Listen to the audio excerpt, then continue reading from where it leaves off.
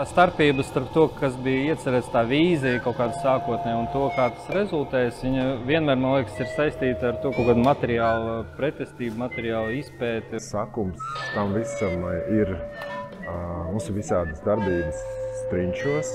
Man liekas, ka Artūram ienāca prātā tā ideja, un viņš piedāvāja uzaicināt uz skatuvēm vienkārši cilvēkus, kas tur kaut kur apkārt dzīvo un piedāvā savus pakalpojumus. Šie darbi ir ļoti teatrāli, jo tā skatuve, tā ir brīdi, kad tikko tas notiek, skatuves padara to par teātri.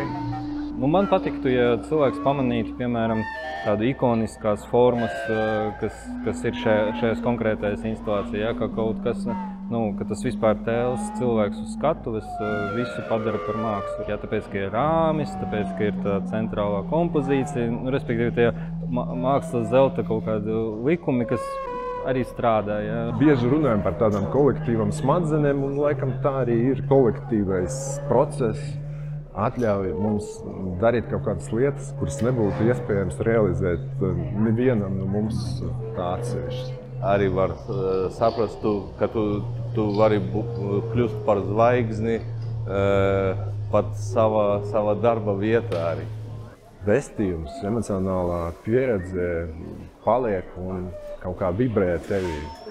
Kaut kas labs ir noticis. Viņi visi tiek izstādīti vienā zālē un nebaidās viens no otra, nevairās, neizolējās. Viņi tieši pārklājās, apzināti pārklājās.